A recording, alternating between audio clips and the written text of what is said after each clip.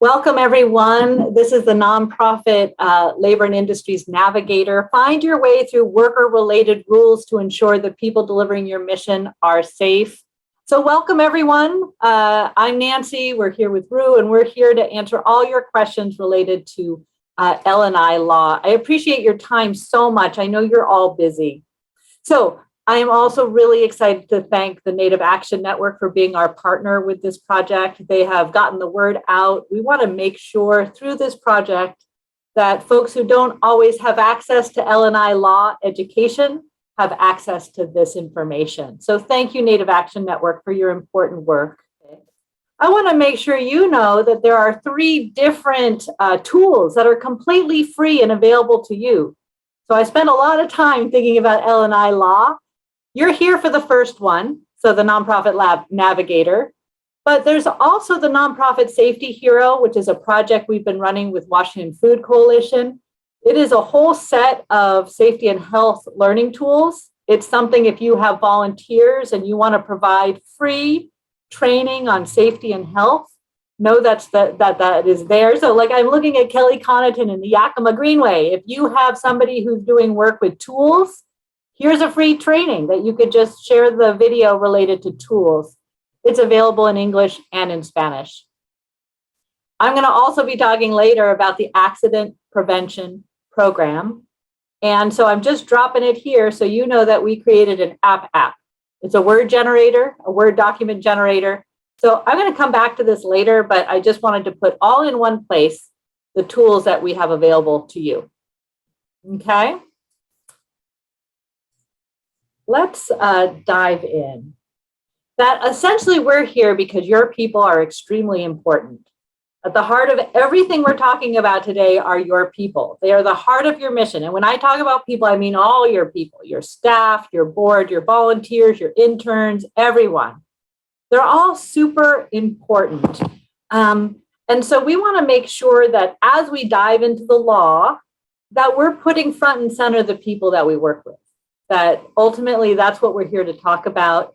And Labor Industries is very much set up to work on behalf of our workers. So as we go through, we're going to get pretty wonky about risk rates and stuff like that. But ultimately, we're here to talk about people and to keep our people safe. When we talk about people, we're talking about 3 general categories of people. We're talking about employees, independent contractors, and volunteers or unpaid interns. So there's that category of people who are not paid, whatever you call them.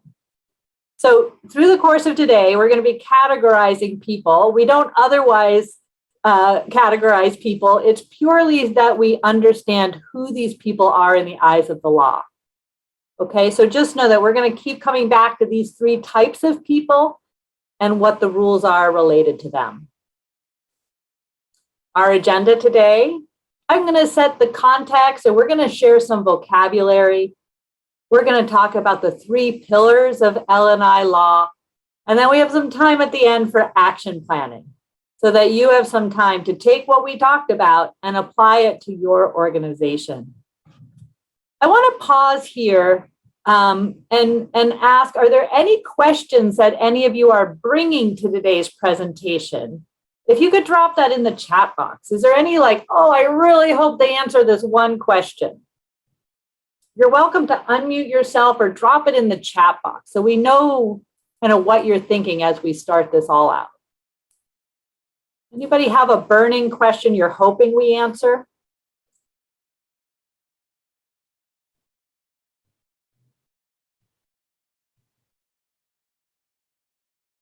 Okay. Can paid staff volunteer for my organization? Okay, we'll talk about that. Rue, help me to remember these questions as we go through. Yeah. I got them. Okay, anybody else have a burning question you're really hoping we answer? Okay. Like I said, this is your time. So at any point as we go, you just stop me, raise your hand, unmute, use the chat box, whatever you want to do. Appropriate stipend amount for volunteers. Oh, I love that question. We'll talk about that for sure. Okay, I want to make sure you all know that there's a guide. It's a beautiful multicolored guide that you can download. If you're in the Yakima area, Matt Fairbank has a stash. If you're in the Spokane area, Gabriel is about to have a stash. So he'll be running trainings up in the far eastern Washington area. So just know that these exist. And otherwise, it's 28 pages and you're welcome to download it. I see Brian Hunt is on the call. Brian, if you would like us to send you a stash, I can do that so that we have a group in Walla. We have a set in Walla Walla. So just know that we have that ability. Okay, fantastic. And everything lives on that website there. Okay, let's talk about context and vocabulary. Let's make sure we're all on the same page in terms of what these words are that we're going to be tossing around. The first context piece that I want to talk about is we're talking about labor and industries, but I know that there is an alphabet soup of government agencies. How many of you have thought about the government agencies that you hear about and you're like LNI, ESD, OSOS, oh my God. Like it's really hard to stay on top of it all. And so make sure that we want to make sure that you understand the context of what we're talking about today. So you're probably all nonprofits. So you have registered as a corporation in Washington State. You have possibly also registered as a charity. That means that you raise more than $50,000 or you pay someone to do your work. Those are the rules for Secretary of State. Okay, so at this point, you are a corporation and you may be a charity. Now what? Well, if you're an all volunteer organization, you don't have any paid staff, you're just really collecting donations and that's it, you can be done. You don't need to really pay attention to much more here, except for the safety and health stuff. But as far as the worker stuff, as soon as you hire someone, that's where the story continues. The Department of Revenue is the collector of funds. It's where you register at the point where you start paying staff. So the questions here are, if you have non-donation income, you need to register here and pay some taxes. This is where business licensing happens. And this is where you register accounts for the ESD and LNI, which I'm about to talk about in a second. So the Department of Revenue, just think of it as the clerk. They're the folks who take the money for a few other departments. ESD is the Employment Security Division. That's unemployment insurance. So as soon as you have paid staff, that's when you pay into unemployment so that in case they lose their job, there's funds there. And then there's LNI. And this is workers' compensation, safety and health, and wage laws. Now, you may be doing other things as well. You might be having events. At that point, you're working with Liquor and Cannabis Board, Gambling Commission if you're having a raffle. You might then also do other things like food banks deal with the Department of Health. Or maybe you're doing workers training and you have hairdressers or something like that. So there's other licenses that come into play. But we're here to talk about labor and industries right there in the center. So our hope here is that we've demystified some of the state agencies with whom you might work. And why is it that you're creating an account with the Department of Revenue in order to work with LNI? Are there any questions right off the bat about the state agencies and how that all works?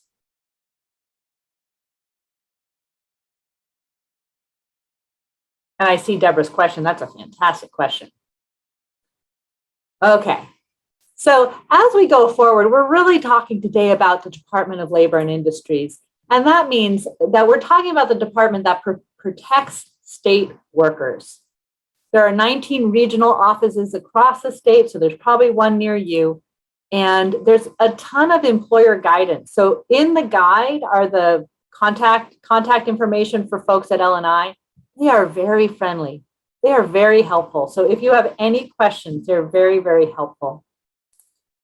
Let's keep going with some vocabulary, and then I'm going to pause as we go. So no worries about any questions that come up. Let's talk about some key vocabulary. Let's start with the most important framer of this conversation, and that's the Minimum Wage Act. The Minimum Wage Act defines the minimum wage for all Washington state workers. Most of us know that, right? Most of us know that there is a minimum wage that all workers must be paid above. What we don't often know is that bundled in the Minimum Wage Act is also some other protections that all workers have, all employees have. And that is paid overtime, sick leave, and things like that. So while we tend to talk a lot about the minimum wage and these other protections go together. And that's all codified in the Minimum Wage Act. I'm going to be referencing this later. So just want to make sure that when I talk about minimum wage, you're saying, but wait a minute, Nancy, you're talking about minimum wage and all these other protections. Okay. I just let a few new people in. So if you just joined us, welcome, welcome. Feel free to introduce yourself in the chat box. Okay, let's keep going with our definitions, okay? Let's make sure we're all on the same page. I think we're pretty clear on, we have employees, so those are paid people. We understand that they fall into the Minimum Wage Act. And then on the other side, we have volunteers. So these people freely give their time. They have no expectation of pay. They don't get any pay or any benefits, right? So we have these two clear categories. We have this other type of person in the middle. And this person in the middle can cause a little bit of stress because the law is mushy when it comes to interns. These people are doing work-related learning, so they might be students or they might be out of school getting some experience. But it's really important to know that things can be really tricky here. They may be paid or unpaid. So if they're unpaid, they're volunteers, right? So it's really important that they know they're volunteers. That is not, they don't think that they're working and getting paid. They understand that they're volunteers. Secondly, they may be getting paid. I'd love to know, just in the chat box, how many of you have interns? And when you say it, say either paid interns or unpaid interns. So use the chat box. You paid interns or unpaid interns, or none. You can say no. Use the chat box. Okay, paid interns, one paid intern. Paid interns, excellent, excellent. Okay, so for Lee with the unpaid interns, they're getting school credit. So it's really important as we dive into this that you understand that that is in writing, that the intern knows that they are here to get credit, they're here to get this kind of experience, and that's all kind of written down somewhere. For the paid interns, things can get tricky very fast. So like on page 5 and 6 in your guide, we've outlined exact language related to stipends. So there are a couple of issues here. The person needs to know that needs to know what that stipend is, and it needs to meet minimum wage law. So here's an example. I hired Gabriel to do some work for me. And I'm going to pay Gabriel $1,500 to do a research project this summer. I need to make sure that that $1,500 exceeds minimum wage. If he works 2,000 hours, he's now below minimum wage, and we've broken that rule. I also need to make sure that that he knows that he is not a paid staff member. And this is where it gets really tricky. Paid interns are most often acting as employees, right? So it gets really sticky if we're paying them a flat rate for work.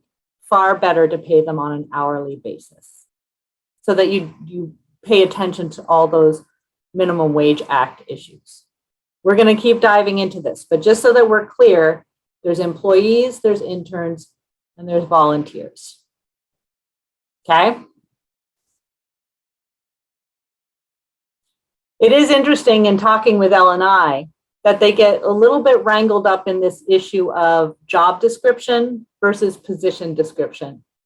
Because if an intern has a job description, that makes them an employee and they should have all the benefits of an employee. So just know that words matter as you start to sort this out. I'm going to pause there. I want to talk a little bit about independent contractors because it connects to this paid intern piece. An independent contractor has a very specific definition in Washington state. An independent contractor is self-employed. They have their own methods for doing the work. They are free from direction and control, and they are properly registered. So think about somebody who might be considered an independent contractor in your work. And you might think about, Adrian's really good with graphic design. I'm going to pay Adrian to do some work as an independent contractor. But if Adrian is not registered as a separate business, Adrian is not an independent contractor. Adrian becomes a paid employee, and that's how I have to treat that. So think about your independent contractors. Are they separate businesses? I want to give you some examples. In teaching this class, people have asked these examples, so let me share them. I run a food bank, and my regular employee can't come to work on Tuesday, so I pay a volunteer as an independent contractor to work that day.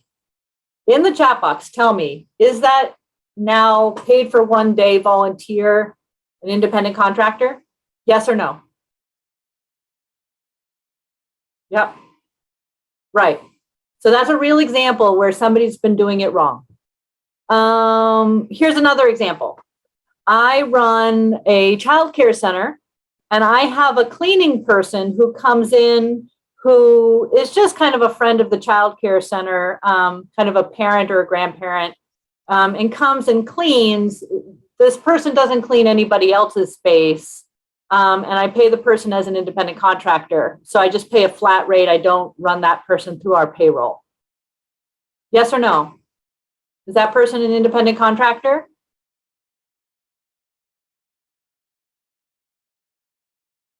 Yeah, no, that person is not an independent contractor. That person is not an independent contractor because that cleaning person isn't cleaning multiple spaces. That cleaning person does not have his or her own business, right? So, Nancy. Yeah. So when you say that they don't have their own business, are you stating that they don't have their own business license? Yes. Okay, so in order to be an independent contractor, you need to have a business license. Right. You need to be registered with the state as a separate business. Yes. Perfect. Thank you. Mm-hmm. This is a place where a lot of nonprofits fall into a trap. And I know why. I've worked only with nonprofits my whole career. We tend to have a fixed set of money. We tend to say, I have $1,500 to pay this person. And so it's easier to do that. And so, but we're doing it illegally. What about honorariums for talent? Brooke, I love that question. Really important in all of this kind of pay that's not employee pay is what they think they're getting. And is it substantial? So Brooke, if I have you come speak at an event I'm holding and I give you a $100 gift card or $100 or whatever, and it's a gift, it's not substantial, and you don't think it's a salary, then it's fine. But at the point where it becomes a large amount of money, say I'm going to pay you $1,000 to speak at my event, and so it's a large amount of money, you start to think that it's salary and you don't have a separate business, that's where you get into trouble. Okay, so as long as two things, as long as everyone's clear that it's not salary and it's insubstantial, which is an undefined term. Does that help? Lacey, isn't there a threshold for independent contractors where, yeah, so that's the threshold around the federal tax reporting. I believe it's $400 or something like that. Yes, but that's a federal tax issue. That's not within the state definition of an independent contractor. Okay, $600. Thank you. I knew it was in that area, but that's not related to the state definition of an independent contractor. Any other questions about independent contractors? I really do think, I've met many nonprofits, actually I could count about 4 or 5, where the executive director is paid as an independent contractor. Yes or no? Is an executive director an independent contractor in most cases? No. Thank you, Elena. Because think about it. Does that executive director have a business where they are executive directors for nonprofits? No, of course not. Does that executive director serve as executive director on multiple nonprofits? No. Okay, shall we keep going? I think we should. I want to just invite you to think about how you would apply this. So your board really appreciates the work of a volunteer and wants to give them a gift card. How would you talk through that issue with the board member? So this isn't a yes or no. This is a what are the issues that you would bring up to the board? Anybody want to unmute and share your thoughts on that?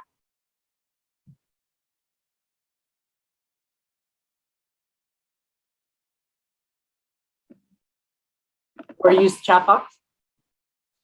Nancy, Yeah, Kelly. I would say that if you were an executive director and you anticipated over a few months period of time for board meetings, you wanted to invite people to come in and speak about board training or various topics, that would definitely be something that you'd want to bring up to the board of how would you like to show your appreciation for their gift of time? Mm-hmm. Are they giving their time, or is this someone who we need to pay a stipend to or something like that? I think so. If your question is how would you address it to the board, I would try to do it right up front at the beginning of the year if I anticipated there were going to be times we would be bringing a guest speaker in. Mm-hmm. Mm-hmm. I think that sounds great. The first step is really around awareness, knowing that there are rules around this. I recently talked to a nonprofit leader who said, Nancy, we came up with a great way to avoid having employees. We decided to give a whole bunch of people stipends.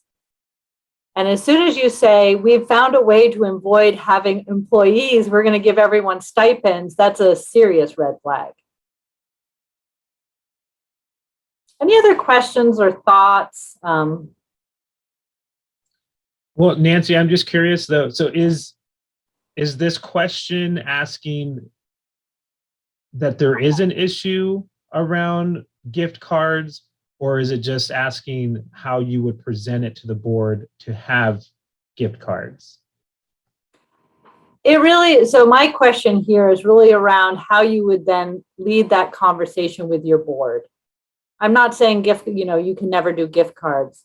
What I'm saying is that there's definitely a conversation to be had around what is the amount of the gift card? Is it considered compensation? I've certainly been part of many conversations where people try to circumvent compensating people through a gift card just to make it simple. And so I think the conversation here is really around, is it compensation? Do they believe it's compensation? Because once they believe it's compensation, then they can apply, they can file a claim for workers' comp and probably win. Rue, what did you, go ahead. Oh, I'm sorry, this is Romeo Hernandez. Yeah. So I thought that the Washington state law was $25 and under, that it would be just considered a wash. Anything over that would be considered taxable. Am I correct? That's a great question. I don't know. I haven't heard an exact amount. So that's something I can find out. I'll make a note to find out. Where I have gotten into conversations with L&I, so this is not in partnership with Department of Revenue, may have a set of rules. In terms of labor and industries, their rule is really around this fuzzy word called whether it's substantial. So I wanted to share that Brooke Matson said I'd recommend the gift card being smallish, like $100 tops.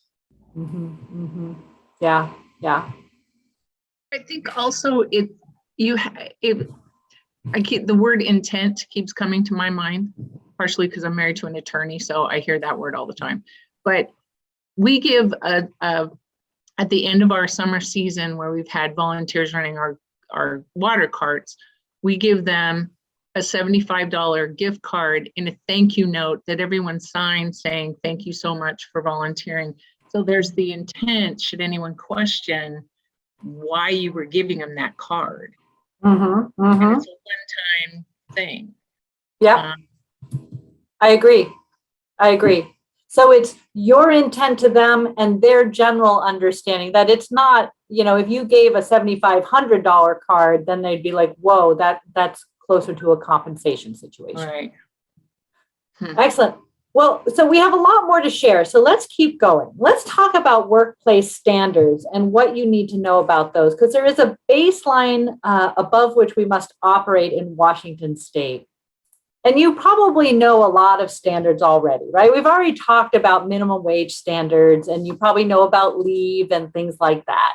So if you call forward your prior knowledge, you probably know quite a bit about this already.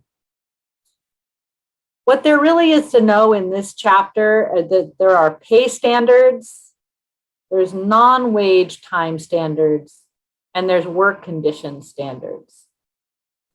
And so as we go through it, these are the three topics that we're going to talk about one by one.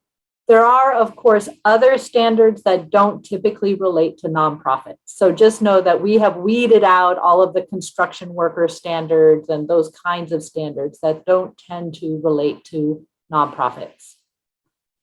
So with pay standards, we're going to start to categorize people again, because we got to know who we're talking about. Let's start thinking about some real people in your organization. So even on a scrap of paper, you can write, okay, there's this kind of person or this role or this person and this other role, this other person. Start to think about real people with whom you work. And you start to ask, are they hourly versus salary? Do they have supervisory roles? Do they exert independent judgment? Do they have advanced knowledge, like they have some like CPA certificate or, something that's more advanced? We're going to start to kind of play around with categories as we go forward. So as we kind of start answering these questions, there's three main categories that we're interested in here. There's executive, and so that's like an executive director or a empowered program director. And so some questions to ask here: do they manage the organization or a department? Do they have direct reports? Do they have authority? So start to think about the people in your mind and whether you can answer yes to these questions. I mean, we have some executive directors on the call, and so you're thinking about yourself here. You may also have a program director who kind of falls into these answers are yes. The second category we want to talk about is administrative. So this is like finance, accounting, insurance, this list of things I have on the screen here.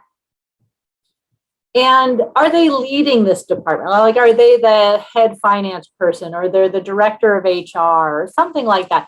And the questions to ask are whether they are performing office or non-manual work related to management or general business operations. So again, they still have that discretion and independent judgment. So start to think about the person in your head. Do you have any people in your office that look like this, that fall into this category? The third category is professional. So these are the lawyers, the doctors, the actors, and musicians, somebody with advanced knowledge on a certain topic. And so this is, they have a specialty that they bring to the office. So as you think about these three categories, are there people for whom you can say yes to all the questions in that category? So all the questions are yes for executive. All the questions are yes for administrative or for professional. So we're just practicing categorizing people. You'll see why in a second. Okay, so you have a sense that these are the kind of duties related to these three topics. Okay, now we're ready to go forward. Let's talk about pay standards. There are two thresholds that we must be aware of. There's a minimum wage threshold and an overtime threshold. And I want to break this down so it makes sense.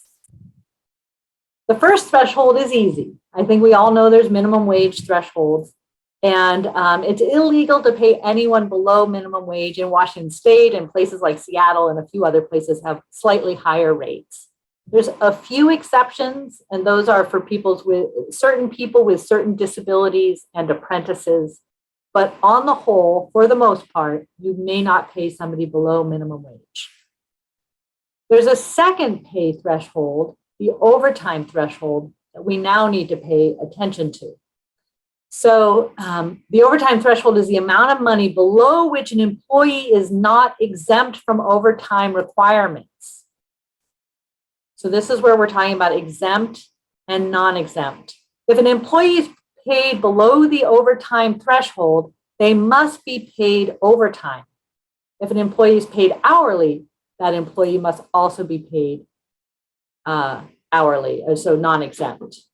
Okay. So does that mean that if you're paid above this threshold, which is about $52,000 this year, that you're automatically exempt? No. Hold on, there's more to say. There's a few questions to ask. So first, is the employee paid a predetermined fixed salary?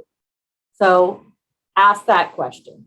If they're paid hourly, you already know that they are non-exempt. So we've already answered that question. Is the employee paid above the overtime pay threshold? So we're already in that space, so we know that answer. Does the employee meet the duties test? Executive, administrative, and professional.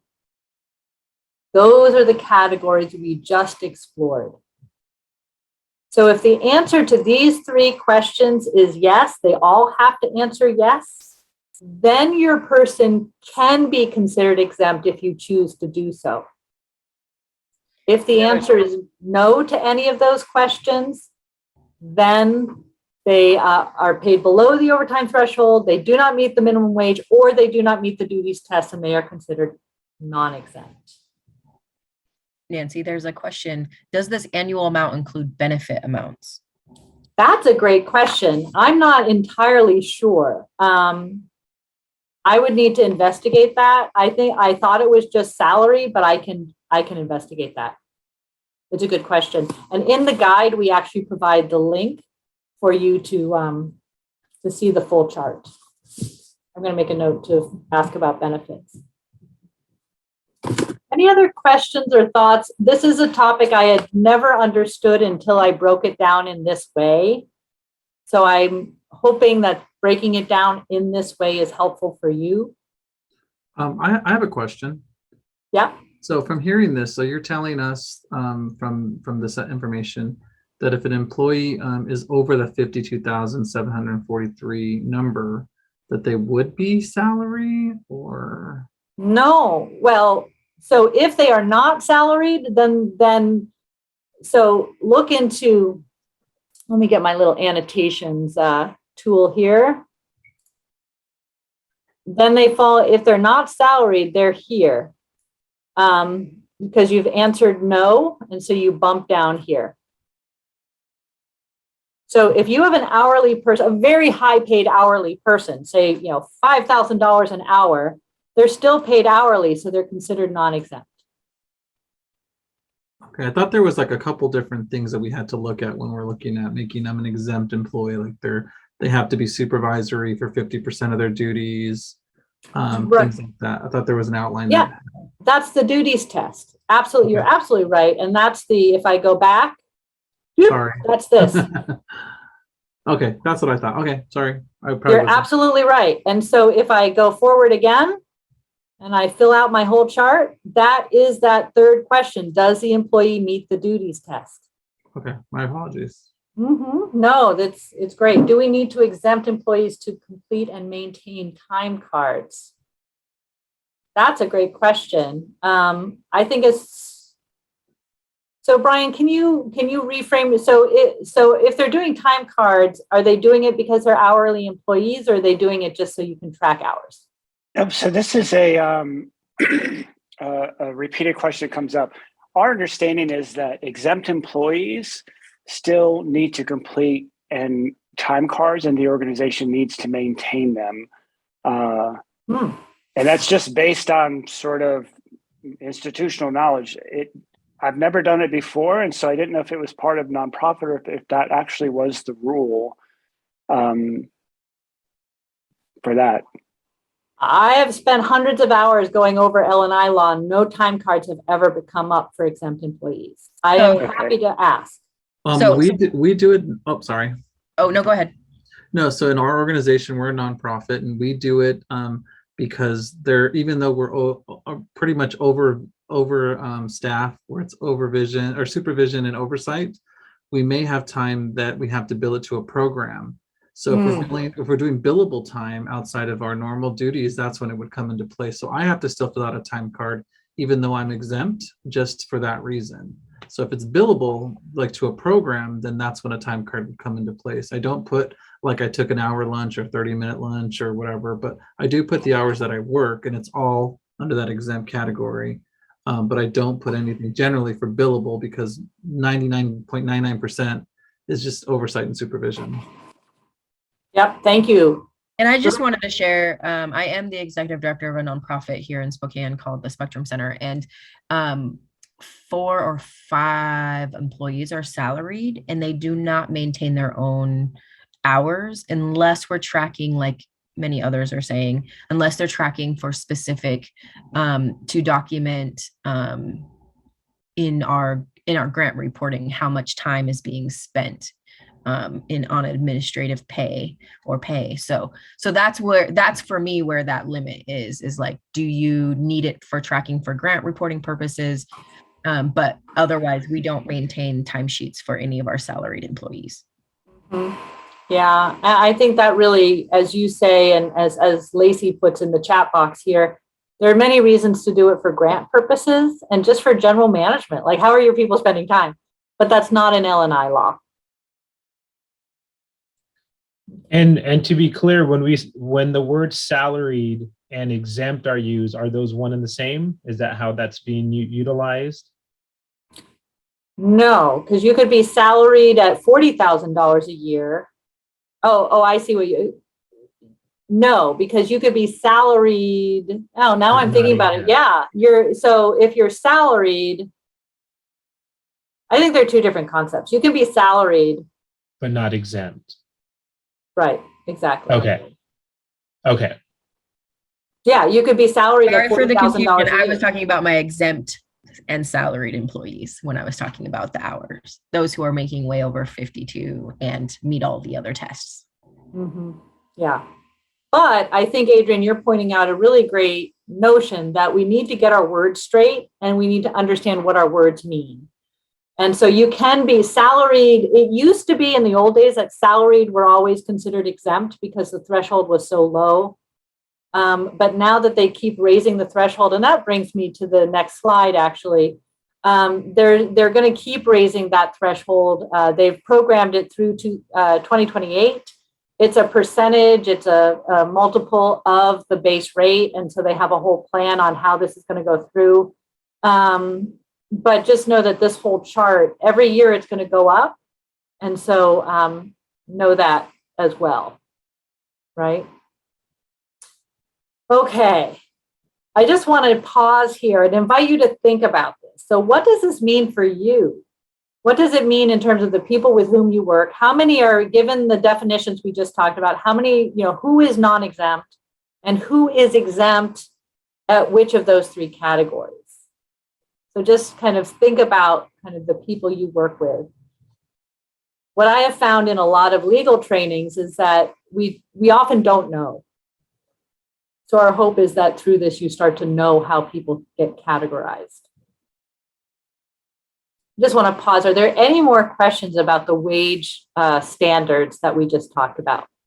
I'm just replying to D. Grooms. When you don't track time for exempt and salary folks, how are you calculating L&I withholding and payments from them? So we use a online platform called Gusto. Gusto calculates that for us, and it's based on the agreed upon hours to be worked that is outlined in our employee handbook. Okay.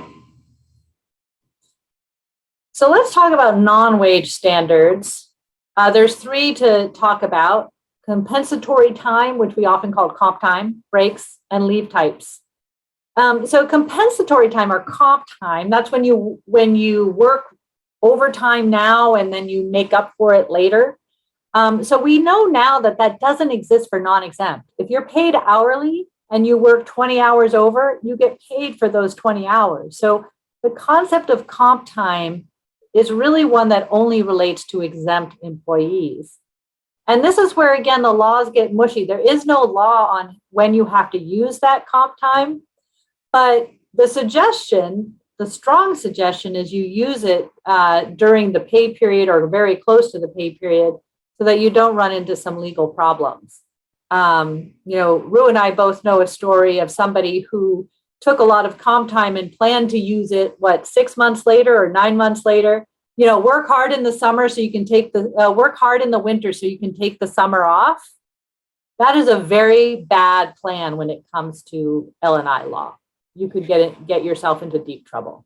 And the purpose of the L&I law is really, the spirit of it is so that people have a work-life balance that is meant to be healthful and so you can retain employees over long periods of time. If they're overworking themselves to that point, then the spirit of the law is to really create safety and health for every employee. So that's the spirit of the law.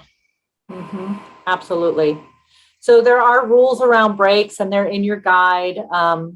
It's a certain number of minutes for every hour, and you can't put all the break at the end of the time period and things like that. So just know that there are some rules around breaks. And there are many kinds of leave times. I'm just going to put paid sick leave and Family Care Act leave here because those are L&I governed leave laws. But if you look in your guide, page 13 of the guide is a whole list of leaves that exist. There's military leave and other kinds of leave. So just familiarize yourself with the types of leaves that people can take. There are other work condition standards that we just want to highlight. The rules around uniforms are, if there's a general rule, like wear a white shirt and black pants or something like that, then the employer does not have to pay for that. If the uniform is branded with the logo or something like that, then the employer does need to pay for that. So just know that if you require something with your company name on it or something like that, then you do need to pay for that. There are rules around out of work consulting or anything like that, that people are allowed to do out of work or have a second job or do consulting. There are limitations if it's above a certain amount. So if they're earning above $60,000, you can restrict it. But if they're earning less than $60,000 in 2022 rates, then you can't restrict it. There's also some non-compete agreement rules that are in the guide. And one of the interesting things is that the isolated worker protections don't relate to typical nonprofit work, but we just want to put it out there that it's really important practice for you to consider anyway. That if you have a clinic and you have a receptionist who's sitting alone, you want to make sure that you're following the isolated worker protections, even though by law you don't have to. Finally, we're going to wrap up by just saying that you're really encouraged to keep good records, and these include personnel records, payroll records, pay stubs, and all. And this is really where you should have good records on independent contractors. An independent contractor is not one just because they say so. You should ask for some sort of documentation that proves that they're an independent contractor and keep that as part of your record keeping. So if they later file for workers' comp, you can say, whoa, I've got your business license right here. I'm going to pause there. Are there any questions that came up on the worker standards chapter?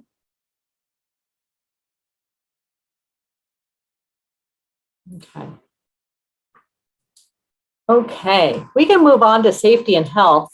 I love talking about safety and health. This is a topic I've been spending a lot of time on lately. And what is there to know about that? Well, there's safety and health culture, follow the law. We're going to talk to you about what some of the generic for all nonprofits law is. We're going to talk about the accident prevention program and the inspections and consultations. And this is where I told you at the very start that there's some other tools available to you. The Nonprofit Safety Hero is a partnership with the Washington Food Coalition and L&I. And it's free materials, so free trainings and resources in English and Spanish on safety and health culture and some other things. And there's that accident prevention program app, and it's super fun. And so I'm going to talk about accident prevention program in a second, but just know that we've done about a third of the job for you by creating a form. If you fill in the blanks, you'll get a Word document, and that gets you on your way. So know about that. Let's start with safety and health culture. I do love this quote. Culture is like the wind. It is invisible, yet its effect can be seen and felt. When it's blowing in your direction, it makes for smooth sailing. When it is blowing against you, everything is more difficult. And that is really important when it comes to safety and culture. Let's talk about, like, how does culture show up in an organization? So safety and health culture shows up in the stuff. So those are your artifacts. That's your plan, your handbook, your onboarding, your safety meeting agendas, budgets. That's how, if I showed up at your organization, that's how I would know that you care about safety and health. It also shows up in behavior, conversations, what people are wearing, stuff like that. And it shows up in your values. So first and foremost, when we talk about safety and health, we want to make sure that every nonprofit has a culture that supports safety and health. So if you think about your organization, what are the words that would describe your safety and health culture? I know I've worked for organizations where I had to set up training after training, and I did all the lifting of boxes and tables and chairs, and never once was I asked whether I had the physical capability to set up an entire room for 100 people. That would be a safety and health culture. Would I be asked in your organization? What are some words that you would use to describe your safety culture? Use the chat box. Unmute yourself.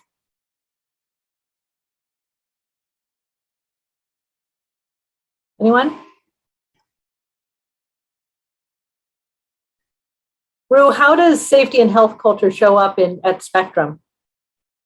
You know, I was thinking of whether we should share, but you know, at Spectrum Center, because we are a LGBTQ2S plus organization and our focus is obviously queer liberation, our biggest safety concern is being outed by white nationalists. So, you know, the safety in which we talked about for Pride, walking into Pride this year, was really about digital security and safety, and talking about getting consent from staff, whether they want their photos on the website. And so it was a really interesting, you know, I mean, because we're not physically together very often. So our digital security is really where we were focused. Some physical security at Pride events, which we discussed and had a plan and trained and talked to the staff beforehand. That's awesome. That's a great example of taking a concept and really applying it to your reality. And I think that's really important.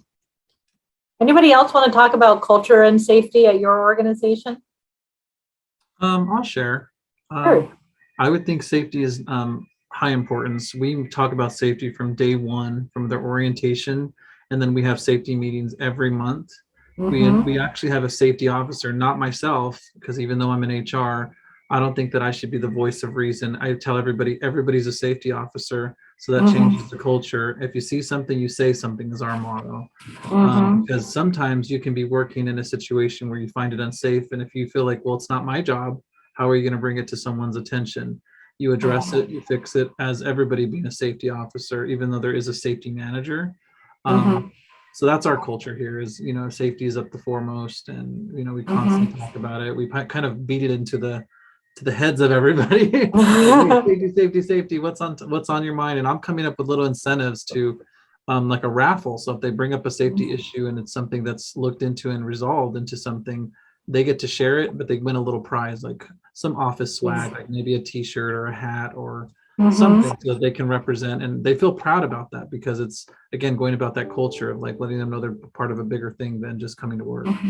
I love that. I think that's awesome. And you're about to, as you know, see that you're also really much following the law in terms of talking about it. That's a great example, Romeo. Let me share what the law is. Right there, you talked about it. Safety committee meetings, safety bulletin board, first aid, fire extinguisher, and accident prevention program. And let me talk through these one by one. Elle and I want you talking about safety. So that means if you have 10 employees or fewer, make sure it's an agenda item on your regular staff and volunteer meetings. And I will say that safety and health law relates to everyone, staff and volunteers. So it relates, if you're an all volunteer organization, it still relates to you. So when we talk about safety and health, consider your volunteers your workers, and these rules relate to all workers. If you have more than 10 employees, you're expected to have a safety committee. So that is a separate group of people that meets to talk about safety.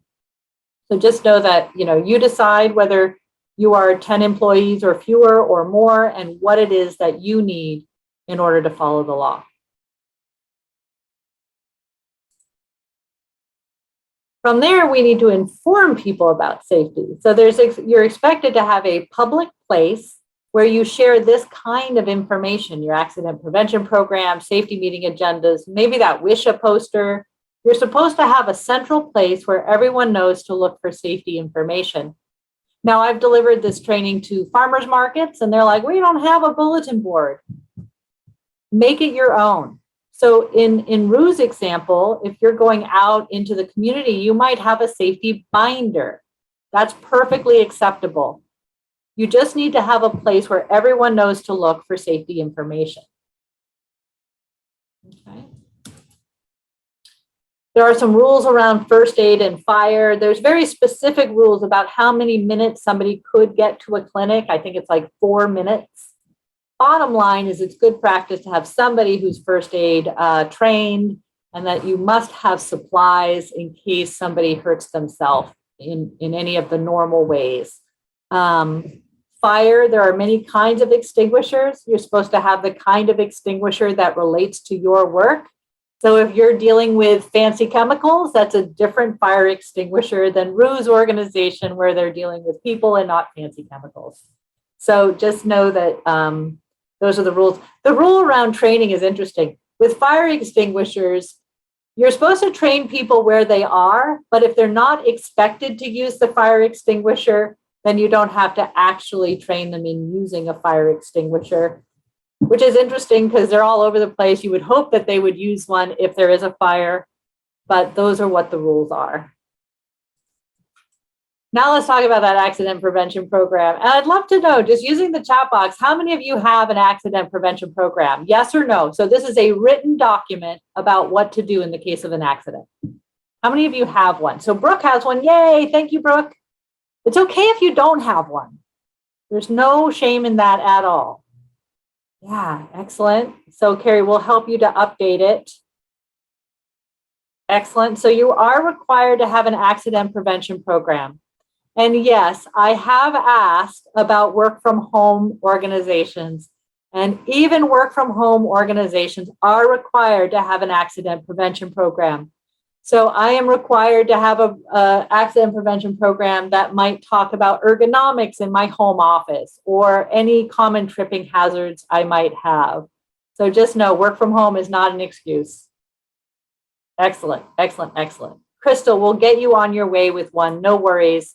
Here's a checklist of the various things that you might include in your accident prevention program. So there's information about your nonprofit.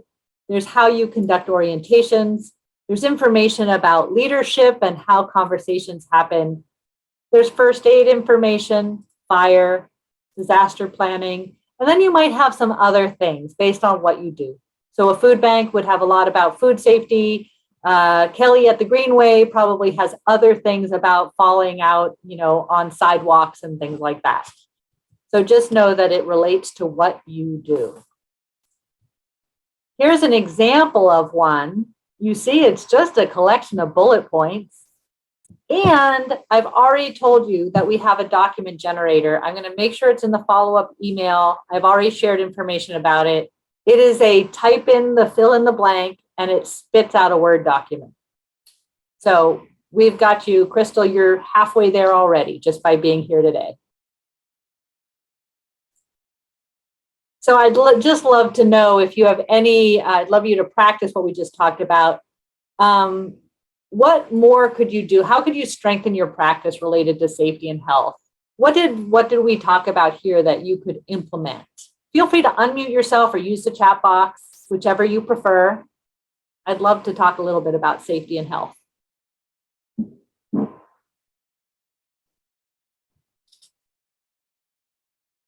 Is there anything I said that you're going to implement for your organization? I want to add to something. Again, it's Sure. me. Sorry. Yeah. I'm the only one talking here. No, you're good. I really like that one slide that you had about the information about safety, the safety bulletin board. You have all that. So if I don't think I have all of that, to be honest with you. I think I have pieces of that. So if I found all of that information, like I think I have like the emergency phone numbers, where the exits are at, it's very high level.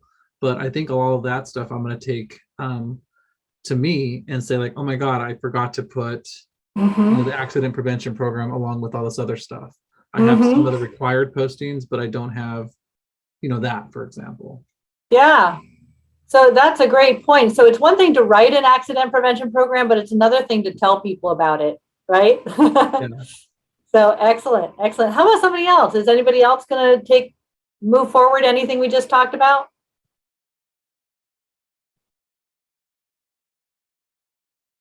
Okay. Are there any questions about safety and health? Okay. I do want to say that there's some fantastic resources available to you that L&I provides free consultations. So for example, I was doing this training with farmers markets and they were talking about the risk involved in traffic and, cars crossing sidewalks and things like that. The best suggestion I have is call L&I. The enforcement staff and the consultation staff are two separate departments. They don't talk to each other. So just know that you can call and ask a question and have them check out your space, and that doesn't get bumped over into enforcement. However, I will tell you that you can have a visitor from L&I. I've been in a nonprofit where somebody from L&I dropped by and, we did not have an accident prevention program. I'll tell you that. And they can assign a fee. So you can pay money if you don't have these things. So just know that there's a carrot and a stick here. There's lots of help available. And if you don't do it, you could get a fine. That's all. How much of state government is summarized in that statement? Okay. So if there's no questions, I want to just pause. Are there any questions, any thoughts, any final whatevers before we go to our third chapter? This is Carrie. I have a quick question around the consultation. Yeah. So we're in the process of designing and building new space for our food bank. Mm-hmm. Is that something that the consultation, I would love to get input from them as we're planning our space from a safety standpoint? Yes, that's a brilliant idea. I would love to have them come in as we're in the design phase rather than once we're in the space. Is that something that they are available for? They are absolutely available for that. Okay. And there's different people. So you have a division for ergonomics, and they might walk around to make sure that your food bank staff don't have get bad backs or anything like that. Yep. You also have a risk staff that will go around looking at other things. So, Great. Yes. Thank you. Mm-hmm. Any other questions? Okay, Adrian. Well, no questions. I just wanted to make a comment that I do like the idea, and I think Romeo said it too, but just including safety conversations during your staff meetings I don't know why I didn't think about that, but I definitely will be incorporating that into our meetings to just get more feedback and to bring awareness to that. So thank you for that. Thank you, Adrian. Yeah, I think that just kind of normalizing it so that people know that it's a normal thing. I also think, Rue brought up earlier kind of the purpose behind this is to keep your staff, and wouldn't it be nice if your staff knew that you were thinking about safety and health? For sure. Okay, we have one more chapter on workers' compensation. And our goal, all along, we've been talking about how to keep your people safe, but sometimes accidents happen. And if an accident happens, we want to make sure that we bring folks back into good health, back into the workplace. And that's what workers' compensation is all about. Workers' compensation is a state insurance policy. It's here to protect us in case there's a rainy day. And so it's actually a really valuable tool. Let's talk about the 5 things we need to talk about. First, who is covered, what is covered, risk rates, record keeping, reporting, and then should something happen, claims. So those are our 6 chapters that 6 little nuggets that we're going to go through quickly.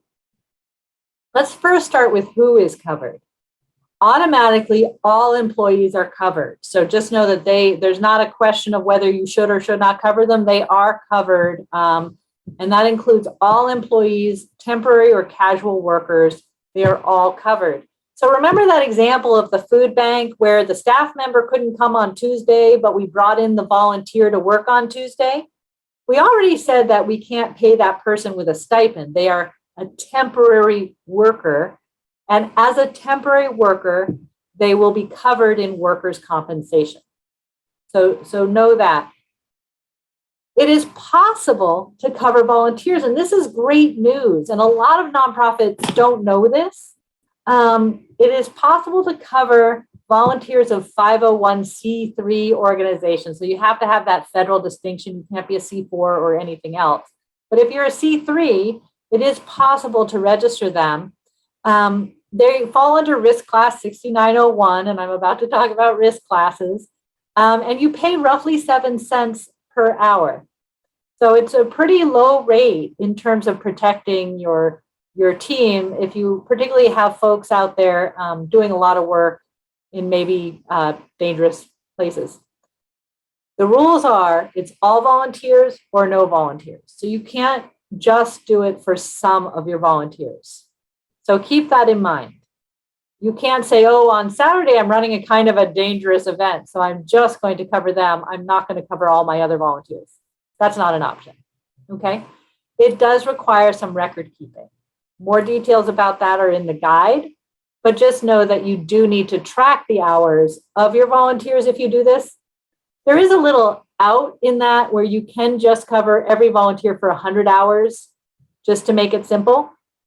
There's still a little record keeping involved in that, but know that that's possible, okay? Now, this is where those independent contractors can get really tricky, because if you think someone's an independent contractor, but they aren't really, and if you get caught, you're going to owe workers' compensation. So just know that this is the caution zone on those independent contractors. Okay, so that's who is covered. Are there any questions about who is covered or who could be covered for workers' comp? Okay. So then we want to talk about what is covered. And there's 3 things that are covered. So medical costs for the injured worker. So if I fall off a ladder, my medical expenses to fix my broken leg are covered. Wage replacement while out of work. And that's roughly 60 to 75% of your salary, depending on, whether you have dependents or not. And finally, vocational services. Now, you already know that volunteer coverage is very cheap. It's very low cost. They don't have a salary. Remember, they're volunteers. So there is no wage replacement. So just know that when you're buying that volunteer coverage, you're just getting the medical cost piece. I see a question in the chat box. So volunteers can possibly be covered by workers' comp. Yes. All or none at all. That is correct. So Alexandra, do you want to unmute yourself? What kind of organization do you work with? It's a nonprofit. And what do you do? What's your mission? We're a food bank. Okay. So all of our volunteers, we have volunteers down at the food bank. And one of the questions from the CEO was, could it be possible that we cover them through workers' comp? So the answer is yes. And then the answer is it needs to be all of them. So all of your volunteers, which probably also include your board members. So anyone who's volunteering for the organization. Absolutely. And Okay. many food banks do that. Okay. It's a different rate than the regular class of workers, correct? It's a Yeah, lower rate. It's a lower rate. It's that 7 cents per hour, and it's Okay. risk class 6901. That's also in the guide. 7 cents an hour. All right. 7 cents. Yeah, it's 0.067 to be honest, but Okay. we'll just round. Excellent. Excellent. Thank you. So let's talk about your risk rates. And this is where, again, I think they've made it more complicated than it needs to be. Your nonprofit risk rate, if we boil it down to essentials, it's your base rate times an experience rate. And you can imagine this. So like if you're a new nonprofit, they decide, well, what kind of business are you in? Oh, you're mostly sitting in an office. This is a typical rate for people who mostly sit in an office. And then over time, you demonstrate whether you are a safe place or not. And we all know that there's some organizations that are, super safe, and then they should pay less. There's other organizations that are super not safe, and they should pay more. And that's what this formula does. So if we boil it down to its core, the base rate is some combination of 4 funds, and it is possible to divide hours between some risk classes. So just know that if we go to Alexandra's case, if she works in an office for most of the time, but then works in the warehouse, if there is one, another set of the time, she can divide her hours between those 2 places. So know that for most, the little caveat, there's one weird clerical category that I can explain if you really want to walk out on it. But in most cases, you can divide hours. Then there's that experience rate, and that's specific to you, and it changes over time. It starts with 1.0. So when you start, your rate is your base rate. As you go through time and you show that you're really good at safety and health, it goes less than 1, and then you pay less. It becomes cheaper to you. If it becomes greater than 1, then you pay more. So it's really important to convince everyone that they need to be safe. I want to look at the questions here. We cover volunteers, but not volunteer coverage. But volunteer coverage does not cover lost wages at their actual jobs. Correct. So if I volunteer at the food bank and I'm an attorney in my day job does not get compensated through workers' comp. So there is no wage coverage at all if you are covering volunteers. Yeah. So that sounds accurate. So let me just kind of show how risk rates show up. And, if you Google risk rates and L&I, you can just play around with this kind of stuff. And this is what I play around with. I just want to show you just by way of comparing how this shows up. So look at the food bank on the left. The 2021 base rate is 34 cents an hour. But if the same person worked in the food warehouse, it'd be $1.46 an hour. That second number there, the 11 cents or on the other side, 32 cents, that's the amount that you can pass on to the employee. So it is possible to take a little piece of that risk rate and pass it back to the employee. The idea there is that you want to incentivize your employees to be safe. Are there any questions about that? I'll just let that soak in for a second. It is super fun to just poke around and look at risk rates if you're bored. Again, that record keeping stuff is so important. The employee records, financial and tax records, corporate records, and those independent contractor records, because you want to make sure that you're not supposed to be paying workers' comp for them. And the rule is current year plus 3 years. So a total of 4 years, the current year plus 3 years back. You report quarterly. You report the month after the quarter ends. That's typical of most state agency type things. And finally, we want to talk about what happens if there's a claim. So if there's a claim, say somebody falls down. After everything you've done, it happens, darn. And that worker immediately seeks medical attention. They can get medical attention anywhere. They don't have to go to any specified doctor. The medical provider or worker completes the report of accident. So I have a little picture of what that looks like behind our graphic here. The medical provider submits the report to L&I. So if the injured worker completes the report, a medical provider has to provide some sort of a testament that it happened and what happened. L&I notifies the employer of the claim, and you as the employer may fill out the employer report of accident. So if you completely agree, you saw it, no contest there, you don't have to fill out that report, but it is optional, particularly if you disagree with the employee's story. As you go through, you want to make sure that you're communicating with the L&I claim manager, you're communicating with the medical provider, and yes, in an L&I claim, you are allowed to talk about the employee's medical situation with the medical provider. Typically, that falls out of kind of HIPAA and things like that, but in L&I claims, you are allowed to do that. You should also be, of course, communicating with the worker. We always want that worker to feel better and come back, be healthy. I'm going to pause there and ask if there's any questions.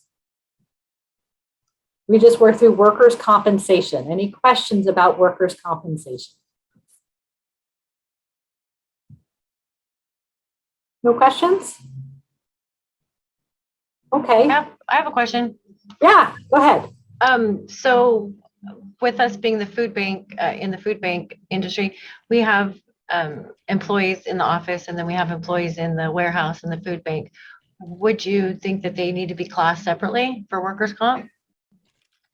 I would look at those two risk rates that I had posted. They're also in the guide, and you Okay. determine whether they fit those, your people. If it's but really, I mean, you can use your intuition. A food warehouse, you have machinery, you have, box cutters, you have a lot more equipment. So it's a higher risk rate.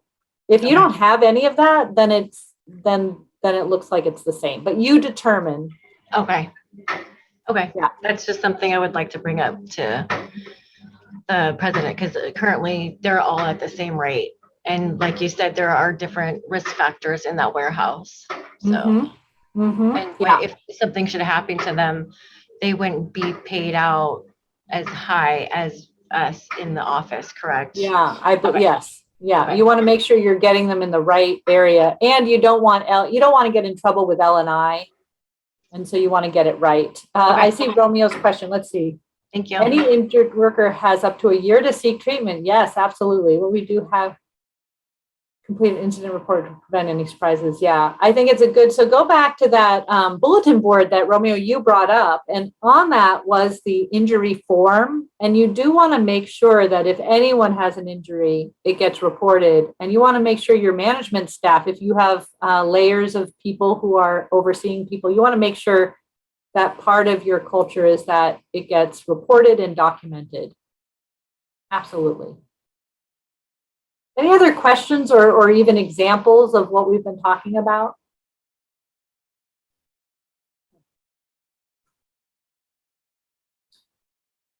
Okay, well, our last piece, we have covered all 3 chapters of L&I law. We have talked about workers' standards, safety and health, and workers' compensation. And I do want you to think a little bit about your action planning. So I want you to take what we've learned here and start to map forward what you're going to do with it.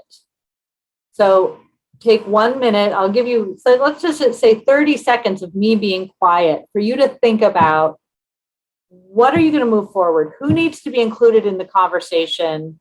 What system needs to be changed? What are your next steps? So I'm going to give you 30 seconds of quiet time to think about that. And then we're going to do some sharing.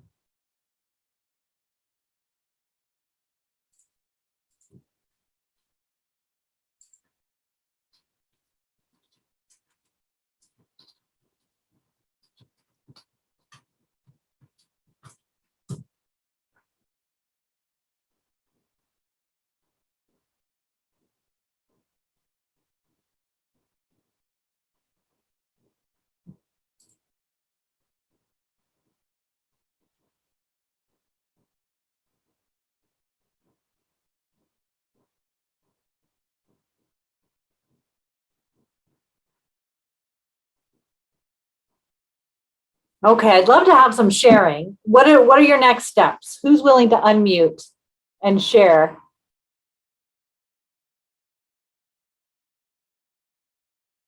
Adrian, what are your next steps? You've been such a good participant here. Yeah. Next steps is I need to include my executive director and program manager and our director of operations in this conversation, because we have a foster care program and a thrift store. And so two complete different things that we do. So to ensure safety and ensure that we're encompassing safety for both of those programs and in the office. And then ensuring that we have a way of staff being able to report injuries, or if there are concerns for safety, things of that nature, that they know how to do that, and that we have a way of processing and addressing those things. So next step is, I think, bringing everyone to the table to discuss that and get a plan to roll that out. I love that. And you bring up this whole like safety meeting, safety committee thing. I would almost think about those if you have two very different functions, the foster side and the thrift store side. And I almost think that that's two different safety committees, given that those are two, or safety meeting agendas, whatever you do based on your size. Those are two different conversations in terms of the risks and the, yeah. Exactly. Yes, I agree. Yeah. How about somebody else? What are you going to move forward, and what's your plan? Anyone? Hi, my name is Crystal. I am really interested in the health and safety planning and bringing that back to my team, because we've been functioning for a couple of years, but not well. So I'm hoping. Hope we're losing you, Crystal. Oh, we may have lost you, Crystal, but I'm so glad you're going to pull forward that safety and health. That's so important. Excellent.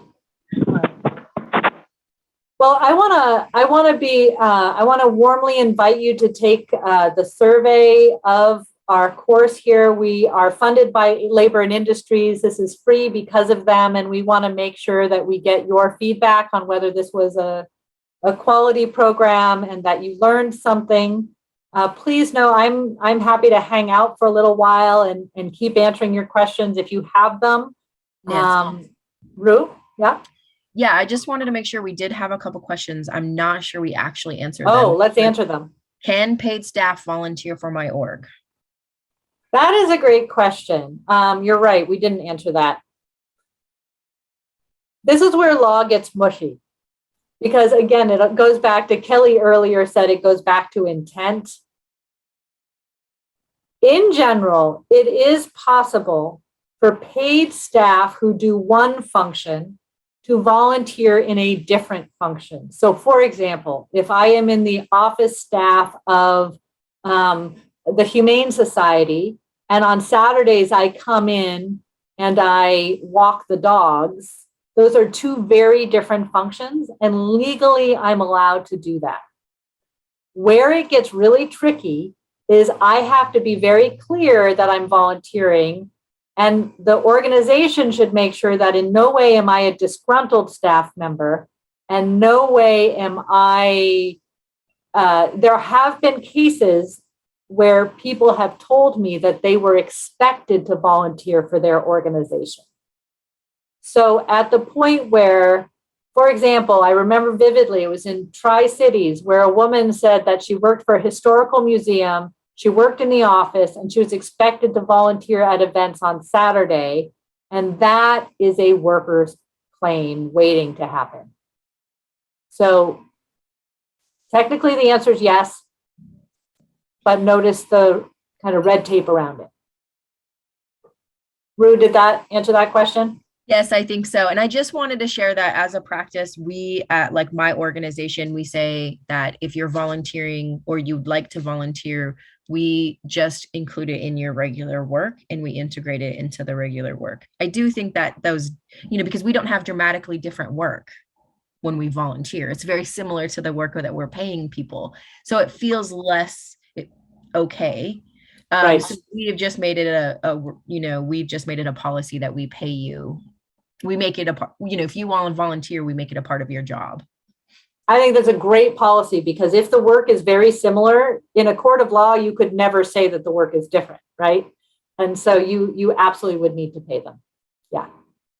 The other question, appropriate stipend amounts for volunteers, we kind of touched on it. But then the final question is it problematic to employ someone as both a contractor and as a paid staff if they do two different types of work for the org? It is absolutely possible to do that. But then I would ask, is that person truly an independent contractor? So for example, I may work 20 hours a week doing, bookkeeping stuff, but on the side, I have a business making jewelry and I make beautiful jewelry and you're an arts organization and you have, something going on that involves that. All the questions of an independent contractor come up in this example. So if I am truly an independent contractor, I could be staff and an independent contractor if those are two functions and I meet the independent contractor test. And so I wanted to share an example with our organization. We have facilitators that are independent contractors with whom we pay a certain rate. We also have staff members who want to be able to facilitate and get paid at that rate. We integrate that into their pay as extra, we add it on top and it's just a part of their regular pay, even though they're being paid at a much different rate than they normally get paid. That makes sense. We still integrate it into their regular pay, whether they're exempt or non-exempt. It doesn't matter. We add it on. And so we have a pay rate for certain levels of facilitation. So let's say they facilitated an LGBTQ plus training, and there were 40 people. So we pay that at $80 an hour for our facilitators. We add that $80 on top of their regular pay. That's really great. So that's an example of, how we pay two different rates for an employee who also maybe is a contractor or, doing what we call contract work. We just integrate it into their regular pay. I think that sounds great. And I do just want to go back to that. What is a good rate for an intern? Was that the question? And I would say, again, lots of red flags on that intern pay situation. I would pay them as an employee in order to stay clear of all the mess because they're not independent contractors. Most interns are like college students or just out of college. They are not independent contractors. Okay.